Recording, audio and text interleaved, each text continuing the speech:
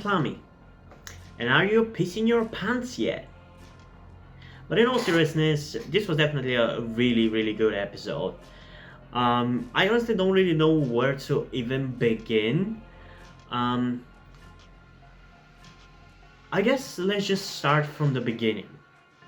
I honestly thought that this episode was going to go in a very different way. I thought we were just gonna kind of treat it as its own little movie, and we were just gonna straight up start from the beginning of like the story. Like it was obviously going to be a flashback of the beginning of the zombie apocalypse, but I thought it was going to be literally from the beginning of where the Negan story begins in this case. And I honestly think that probably would have been a better way to structure this episode, because the way it is right now, it puts the flashback and time jumping of Find Me episode 18, which had a lot of time jumps, to shame. Like for that episode it was pretty straightforward where in the timeline we were, but for this episode it's confusing as fuck, especially because out of nowhere this episode claims that 12 years ago in universe it was already the zombie apocalypse. It had already been the zombie apocalypse for a few months, which doesn't make sense, because even at most, if you spread out the events of every single season and every single episode at most from each other and put in a month here, a month there into the timeline, it's still at most 11 years since the outbreak happened. Where the hell did they pull out those 12 years from? Like, I don't understand it. Hopefully the Walking Dead Wikia will upgrade the Wikia to reflect that, and maybe we're gonna understand exactly where that whole year and a half comes from. But that was really confusing, and hopefully somebody could explain it to me, because I don't really understand it. Because even according to my own calculations, which again are more liberal compared to the Walking Dead Wikia, which I consider the more accurate version, even with my version it can't be 12 years since the outbreak, or at least in this case it was even more than 12 years, because when they flashed back 12 years it was already in the zombie apocalypse. But even in my calculations it's at most 12 since the fall, not 12 and a half, you know? So that was really confusing. But yeah, I think the episode probably would have benefited from just being more of a straightforward telling of the story, because right now all the jumping with the timelines, I mean, it's still understandable, but it's unnecessarily convoluted is my point. But yeah, I thought that we're going to be pretty self-contained with no references to the present, or at least not until the end of the episode, but I guess not, because we literally open with Maggie walking in Alexandria and sees Negan. So that's kind of a little bit of a rehash of what we had at the ending of episode 17, which makes me feel that those two episodes should have been one after the other, but I guess they kept their best episode for the finale. Smart move in a certain sense, because this episode so far seems to be regarded as one of the best Walking Dead episodes ever, even though I kind of disagree with it, and I'm gonna get into that a little later. But yeah, it pretty much rehashes the ending of that episode and sets up where the characters are right now. And then Carol takes Negan out of Alexandria to what I think is Leah's cabin, or at least that's what we're led to believe it is, or at least that's what people on Reddit seem to be to think that it is. So I can't confirm or deny that, I don't know, but I'm gonna go with it. And I gotta say, Melissa McBride and Jeffrey Dean Morgan have such a cool chemistry. I remember back in like season 6, after the season 6 finale, during season 7 maybe it was, how people were so damn excited to have Negan and Carol meet. And we didn't really get that during the All Out War saga, which is a shame, because they have such a cool chemistry. Like back then there was all these memes of Carol, like there was like that picture of Carol carrying a machete behind Negan ready to kill him, And seeing Carol in this episode and her freaky ass smile when she talks to Negan, I genuinely believe that would have been something Carol would have done back then. So it's a shame they never really got to meet. Like, why would you not do that, Gimbo? Like, why? It's great. Like, they have such a chemistry. Like, it almost feels like Negan is afraid of her, which, I don't know. It's really cool. I really like it. Those moments are surprisingly intense. Because, like, in that scene where Carol takes him to that cabin, he asks her whether it's her own plan to do that, to take him out of Alexandria, or whether he was genuinely banished. And the way he says it with, like, that, if you don't mind me asking, I don't know, it kind of feels like he has a certain respect or fear of her, maybe even, and it's really cool. I really like that. And her freaky ass smile after he asks her that, I feel like Negan is thinking in his head literally the words, I'm afraid of no man, but that thing scares me. Like, that scene is the equivalent of that, and I really like that scene. They're really good together. That would be a power couple, that's for sure. But yeah, I think it's after that when we get Negan hallucinating or imagining or hearing his old self in his head or whatever. And it was cool to see him, but I'm glad they didn't have him talking to himself for the whole episode, because I feel like that would have been... I mean, considering that we literally had hallucination as a plot device 2 episodes ago, I don't think people would have liked it that much. It probably would have pissed off most people, so I'm glad they didn't go that route. It was just like an Easter egg, so to speak, in that one scene. And then we just have Negan remembering what happened back then, because he went and got Lucille back from the place where he lost it in the season 8 finale. And it was pretty cool to see a flashback of Rick and Michonne. I still love those characters, and I don't know, just like not having the characters for a while on the show makes you like them more, because you really want them to come back. Like, it was the same with Maggie. I was so surprisingly happy to see her come back. And right now, I'm hoping that they're gonna do her justice in season 11, but after this episode, I'm kinda Negan now. I don't know. But yeah, I'm gonna get into that as well by the end of the review, because that is something that happens at the end of the episode. But yeah, Negan starts flashing back to the beginning of the zombie apocalypse, and back when he was still surviving with his wife Lucille, which, by the way, Hilary Burton Morgan fucking nailed this role. She's so likable and she's so cool. I honestly would love to see her more. Like, I could watch a spin-off of those two, to be honest. She's generally a good actress. I thought that it probably would have felt maybe a little forced in a way, because I didn't really know how good of an actress she is, and maybe it would have felt a little bit as... what's the word for it when people in power get their relatives a place of power? Like, it felt...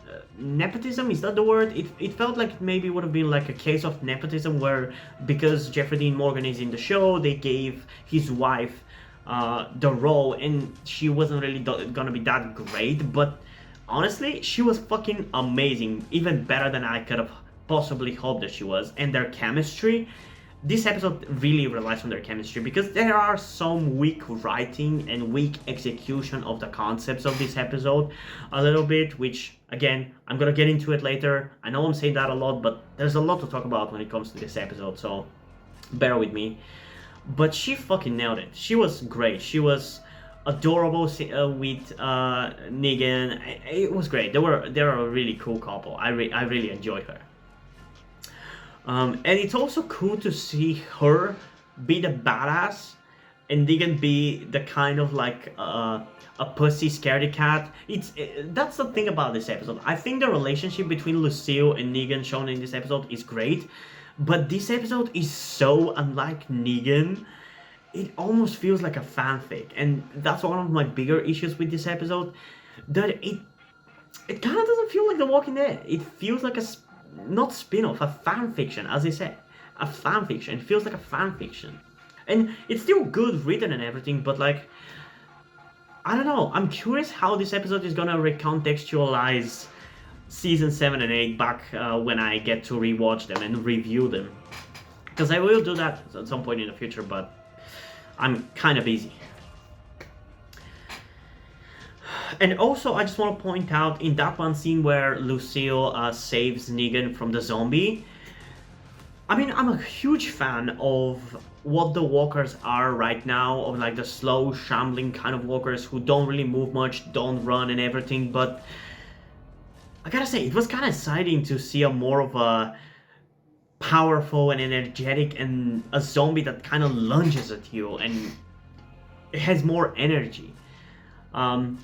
It's something that The Walking Dead hasn't done since, I think, season 4, because that's when Gimpo became a showrunner, and that's when the show started to be much more comic accurate, because before that it was under Frank Darabont, who wanted to do some stupid stuff, which I might talk about at some point, how much I don't like Frank Darabont, probably when I review season 1 of The Walking Dead, but it's gonna be a while, I don't want to get into it right now. And then Glenn Mazzara, who almost fucking killed the show with his writing ideas, but still, season 3 was pretty exciting to watch. But season 3 was the latest season in which you could see the walkers kinda slightly run-ish, jog-ish kinda movement from them. So it was kinda exciting to see more of a powerful walker in this case. So I'm glad that they're kind of genuinely acting as if early on in the apocalypse the walkers should be faster, because in Fear the Walking Dead, in the early 3 seasons, which were set before the first season of The Walking Dead, the walkers were just as slow back then as fresh walkers as they are in The Walking Dead 5 years later when they're pretty decomposed, you know?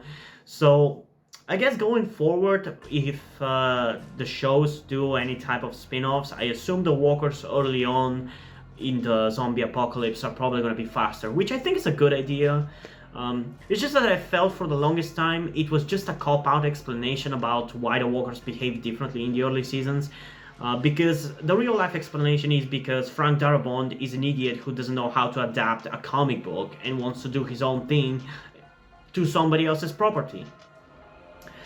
And yeah, I'm not saying that the walker ideas for Frank Darabont, like the smart walkers, were a bad idea, but you're adapting The Walking Dead.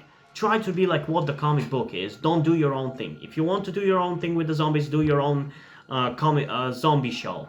Don't ruin The Walking Dead. Don't change it from what it is in the comic book.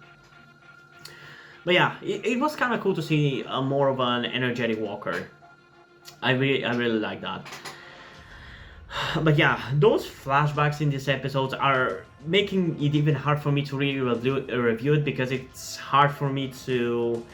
I don't really know where to start in terms of saying my opinion about the story, because like it starts from the present, then goes back in the past, and even further back in the past, and even further back in the past, and it's like, what the fuck, why are you doing that? It's much more convoluted than what we had in Find Me.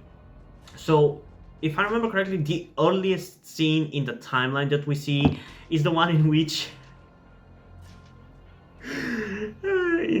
Negan fucking plays a video game. Oh my god, I can't believe that scene is canon, to be honest. It's such a hilariously stupid scene.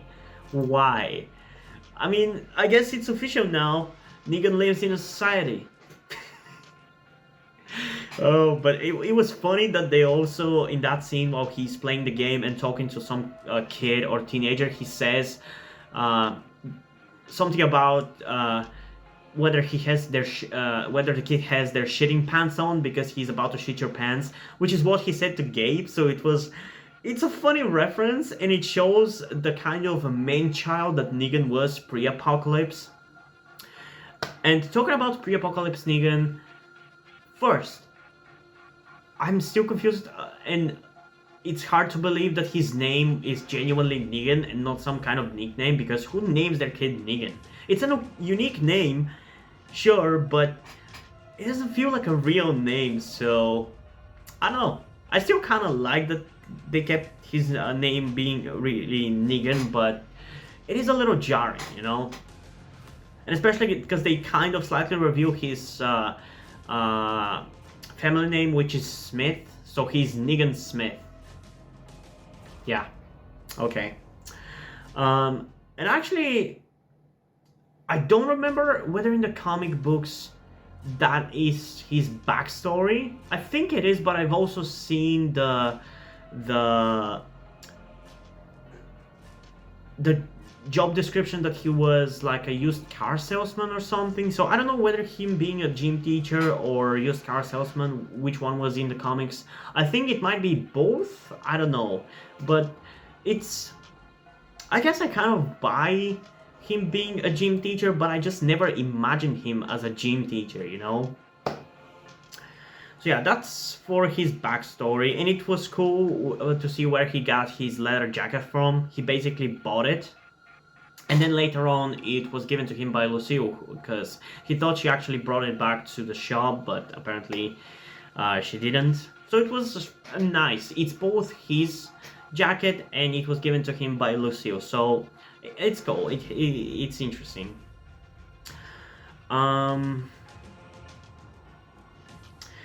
So yeah, then we have the scene with Lucille finding out that she has cancer, in which Negan was a huge dickhole, and in my opinion, having him be in an affair with somebody else kind of comes out of nowhere, and I don't know, it's not that I don't buy it or that it breaks the canon for me or it takes me out of the episode, but it's just like, I never thought that this is part of Negan's life, that this was ever part of his backstory. That's why this episode feels very fan fictiony, because I never thought a lot of these things ever happened to Negan. It never crossed my mind, you know?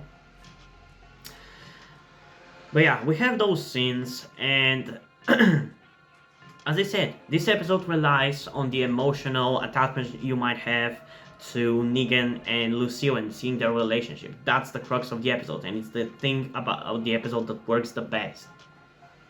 So I really like the scene in which Lucille tells Negan that he made up for him cheating on her. It was really emotional. Like I said, Hilary Burton Morgan is an amazing actress that I would really be interested to seeing her act in something else, because she was amazing as Lucille. They couldn't have chosen a better actress for Lucille. I completely buy their love for each other, and just her performance was amazing. Like, there was a lot of crying in this episode, and even though I didn't really cry because I didn't really have that much of an attachment to her, I did feel really, really sad about her. Like, I felt that constriction in your throat that you feel when you're really, really sad and you don't want to cry.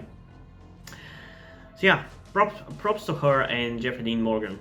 Even though for this episode, as I said, I feel like I just didn't really quite buy every single action by Negan in this episode, especially the ones in which he was, I don't know, kind to his wife, like in those scenes where he's wearing the wigs and stuff and having fun with her.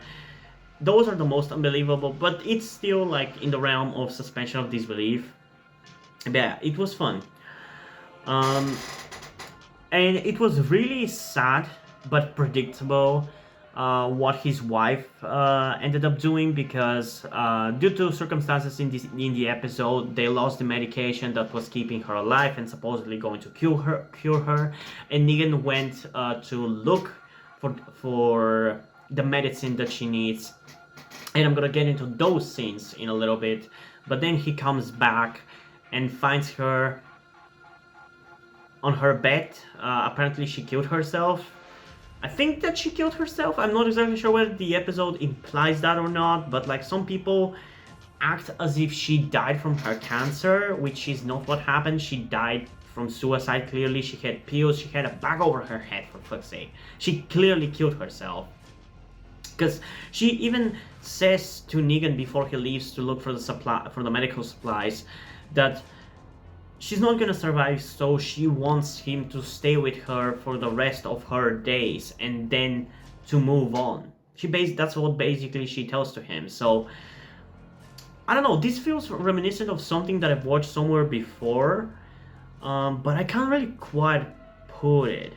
I'm sure I've seen this exact plot somewhere, but I can't quite put it where I've seen it from.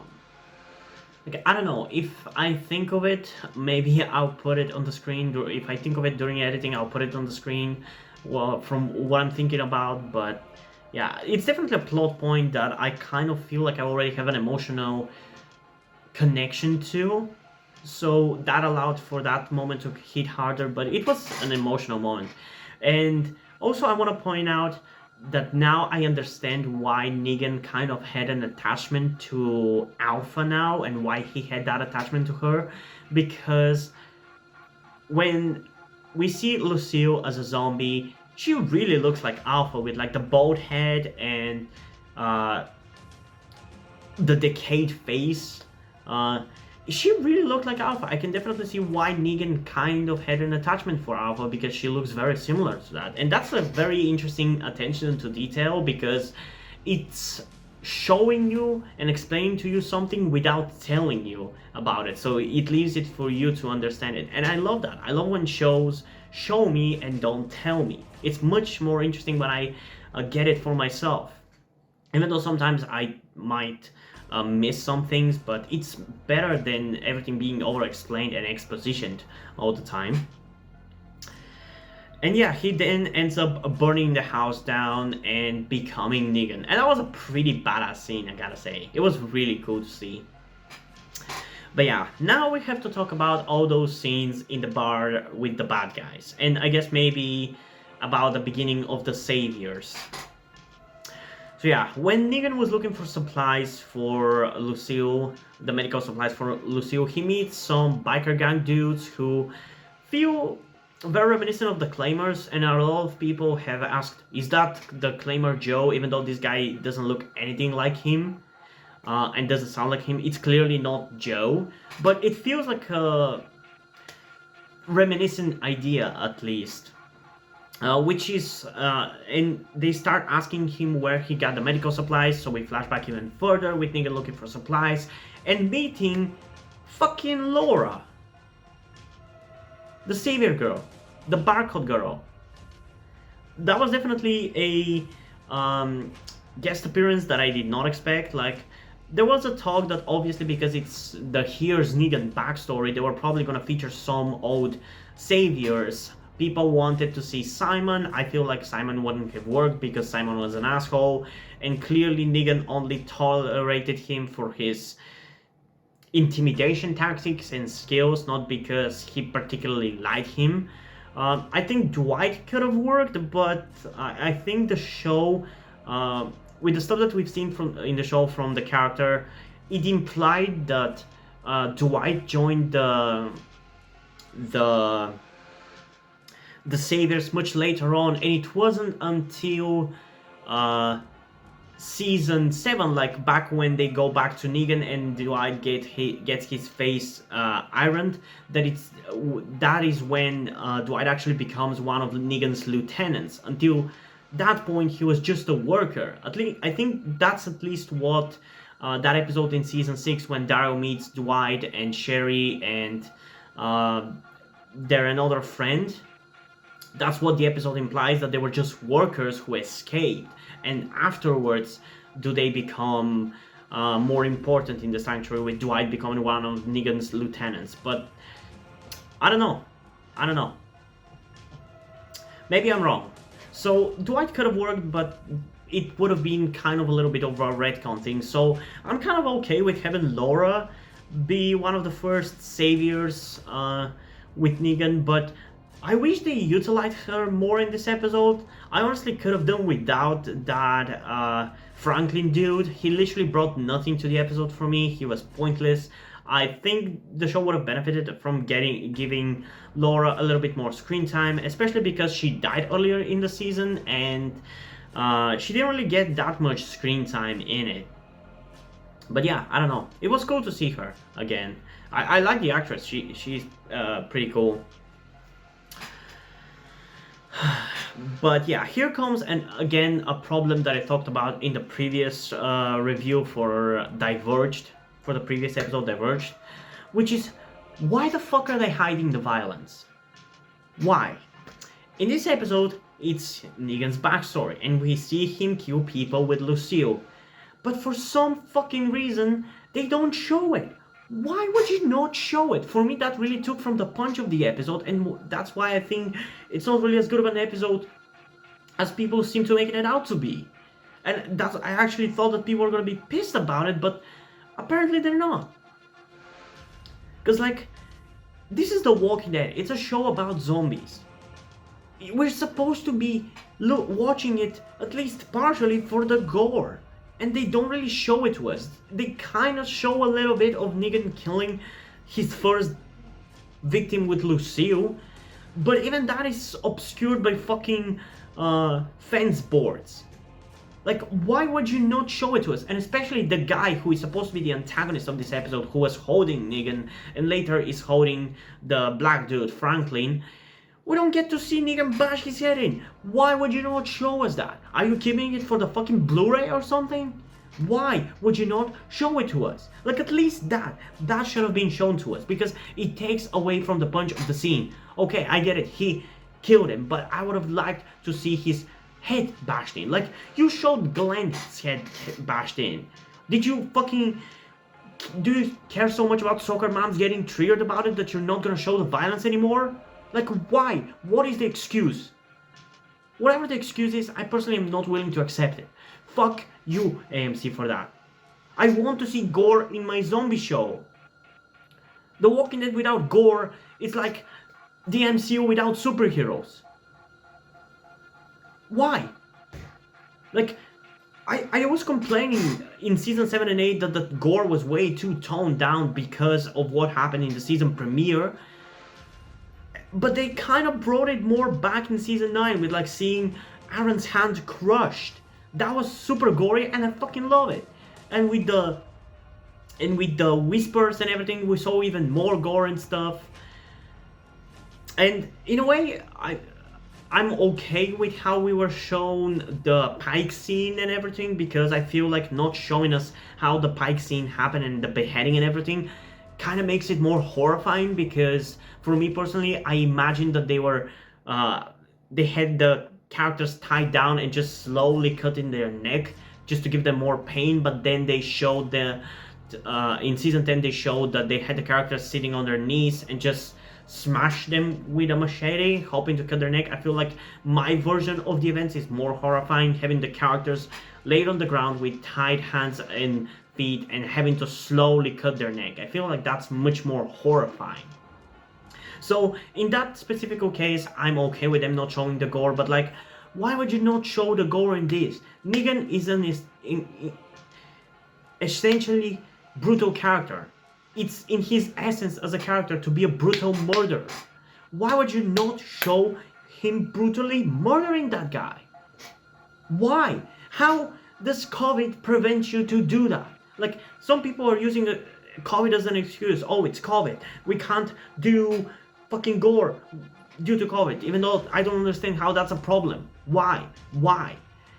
But like, you couldn't do it for one fucking scene? One scene? Like, I can tolerate all the other episodes not having gore if you at least gave that scene gore, because now it lacks punch. I was hating that guy. I wanted to see his brutal murder, but we didn't get to see it.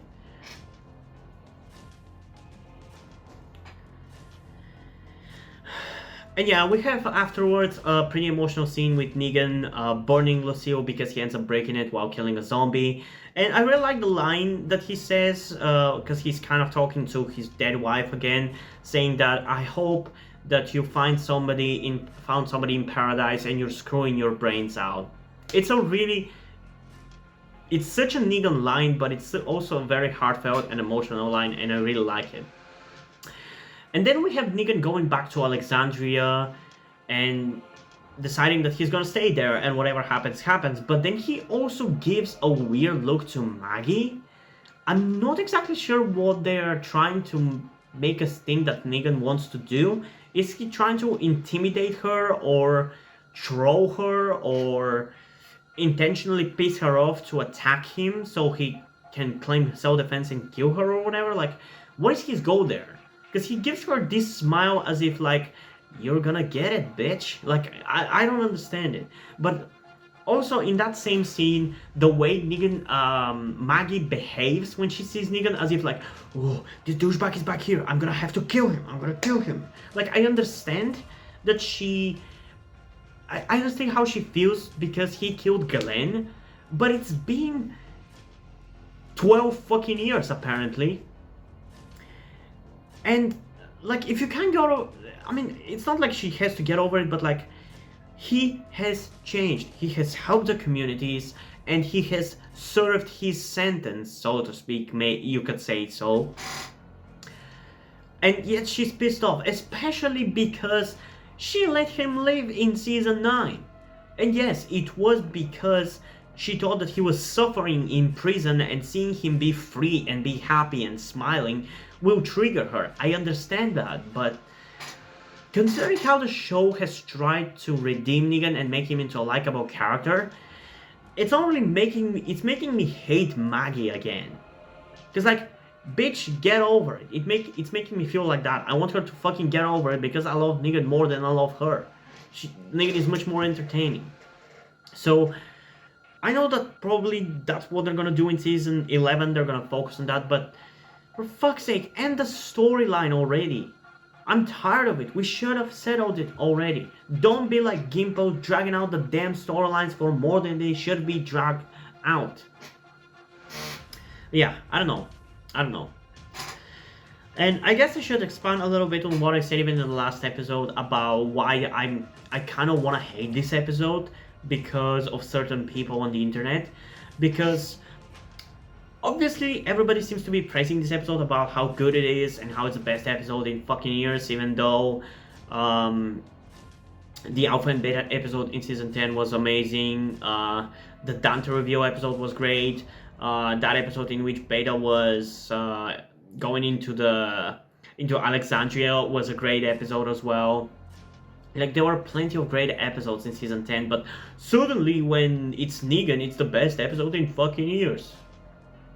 It's just the behavior of people, how they seem to be praising this episode while shitting on the last 5 episodes, or using this episode and how good it is to hate on the last 5 episodes, even though only one of those episodes is legitimately bad while the other ones are up to personal preference.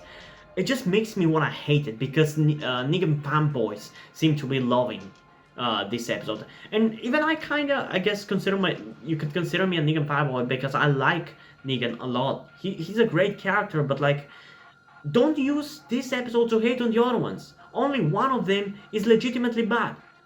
Don't act as if your opinion is fucking fact. Unless you're being balanced and able to see the positives and the negatives, whether you're positive or negative about something, then you should shut the fuck up and not act as if your opinions are facts. But yeah, it's still a really good episode despite the fanboys ruining me, my enjoyment for it. But for me, still, it's not really a 10 out of 10. I feel like it's not as mind-blowing as I hoped it was going to be. Like I said, a lot of the punch of the episode is gone because we don't really get to see the gore. Like that scene in which he killed that guy, we should have seen him beat him down. Why didn't we? I just don't understand why. That's one of the most important things about a zombie show, and you're hiding it from us? Why? Are you scared of the soccer moms? I don't understand. So yeah, for me this episode is going to be a solid 9.4 out of 10, which is still pretty high. But again, it's a good episode. It's one of the best episodes of The Walking Dead.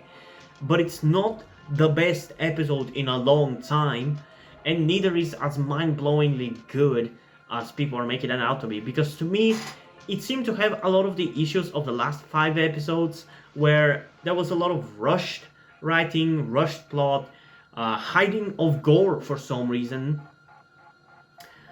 And it was only held together by the performances of the characters. That's, for me, what made the episode, the characters. Negan and Lucille especially. Because the rest of it, when you don't really show the gore and what is actually happening, unless it's a case of, oh, it's better if you imagine it in your head, which him beating down that guy with a bat is not the case of that. It's just taking away something that would have allowed me to enjoy the episode more, you know. Yeah, it's a really great episode, but it still has flaws. So I hope that people acknowledge them. But yeah, what did you guys think about this episode? Comment down below. I'll be happy to hear your opinion and discuss it with you. And yeah, hope you guys enjoyed this video. If you did, leave a like, subscribe. Also, check out the description to my Twitter if you want to follow me there, and to my Wattpad where I post my stories. Because in addition to doing all these videos on my channel, I'm also a writer. And if you want to enjoy my stories, or you simply enjoy my videos, you can head over to Patreon where you can pledge support and help with the channel going, help support me so I can keep writing the stories you enjoy. But if you don't want to do it, that's completely fine. You can still help me out in other ways, like liking this video, subscribing, and especially sharing this video with somebody who you think might enjoy it. And I think that's pretty much it for this video, so hopefully I'm gonna see you in the next one. Bye!